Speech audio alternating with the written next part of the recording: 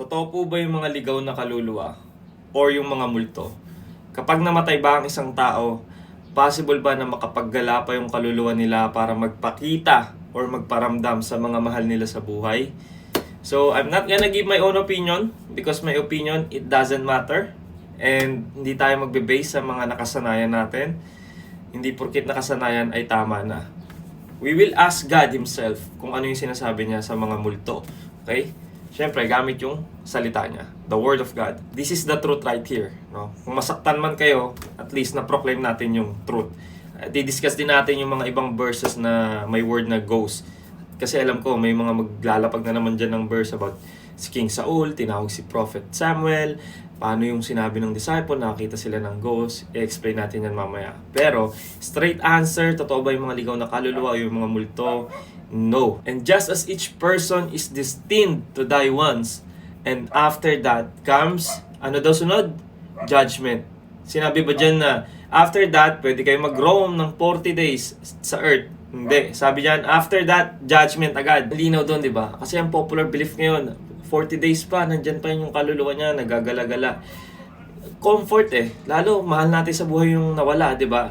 Pag inisip natin na nandito pa sila ng 40 days, gumagaan yung pakiramdam ng tao. Pero that's a lie, di ba? Ganun magtrabaho si Satan.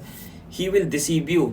He is the father of lies. Sarap sa pakiramdam Masarap isipin na yung mahal mo sa buhay na pumanaw, yung kaluluwa nila ay nandito pa. Diba? Pero contradicting sa Bible yon. Hindi natin pwedeng kontrahin yung sinasabi ng Diyos dahil lang sa nararamdaman natin. For then the dust will return to the earth and the spirit will, return to God who gave it. Sinabi ba dyan na, and the spirit will roam?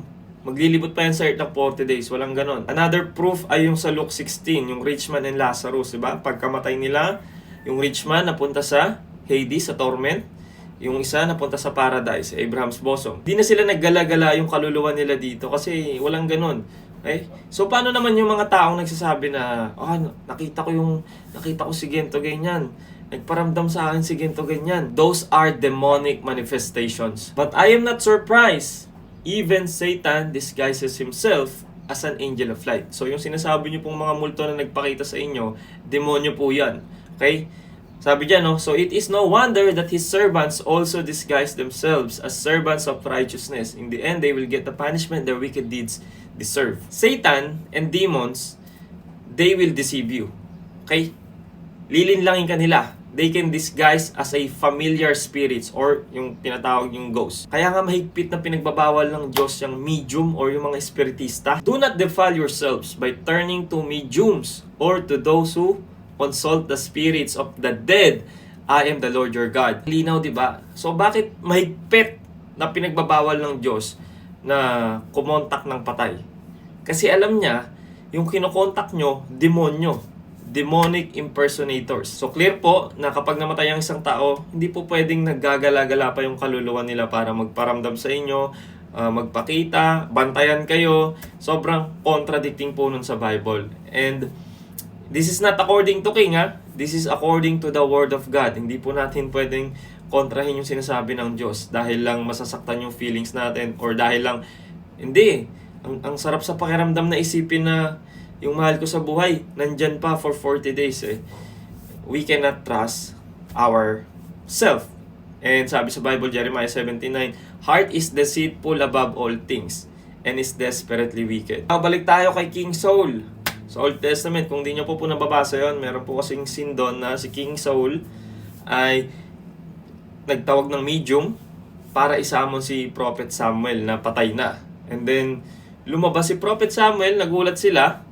So, some theologians believe na this is, God allowed this to happen supernaturally, one-time act. Itong verse na to, hindi niya sinusupport yung ghost activity. Other theologians naman, they think na ito ay demonic deception. Katulad po nung dinidiscuss natin, maaring yung Prophet Samuel na lumabas na tinawag ng medium ay demonyo. Kung ano man yung tama doon, hindi niya pa rin sinusupport yung ghost activity na popular belief ngayon. Kasi una, kung tama man yung ibang theologian na God allowed this supernaturally, hindi pa rin sinasabi doon na pag namatay ang tao, makakapaggala.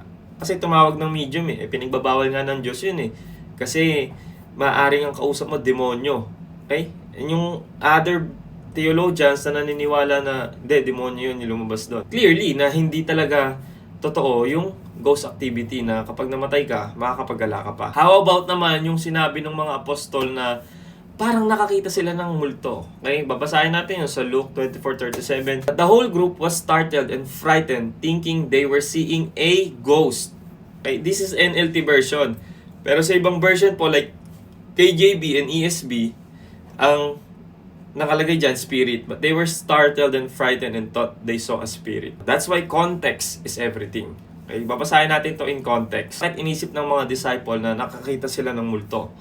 So pag bumalik tayo sa panahon nila, in biblical time, uso rin po ang multo or ghost.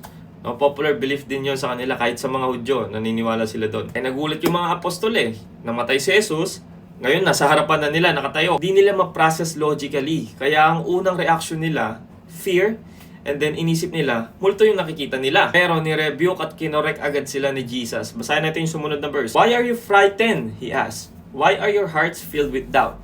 Look at my hands. Look at my feet. You can see that it's really me. Touch me and make sure that I am not a ghost. Because ghosts don't have bodies as you see that I do. Ano pong ibig sabihin nun? Una, Jesus acknowledged their fear. Okay? Pangalawa, He used that moment to teach them the truth. Sabi niya, ano ba kayo? Hindi ako multo. Hawakan niyo ako, ito yung resurrected physical form ko. Ang multo, walang flesh and blood. Pero ito ako, nahawakan nyo, di ba? So, yung Luke 24 verse 37 po, na nakakita yung mga apostol na parang multo daw, hindi niya kino-confirm ang existence ng ghost. Dinidescribe lang ng verse na yan kung ano yung iniisip ng mga disciples the moment na nakita nila si Jesus na buhay uli. Nakita natin doon na nirebuke at kinorek agad sila ni Jesus sa kanilang misunderstanding. Sabi niya, ano ba kayo? I'm alive. I'm risen. I'm real. I'm not a ghost. Hawakan niyo ako. So, yun po. I hope this helps. And God bless everyone.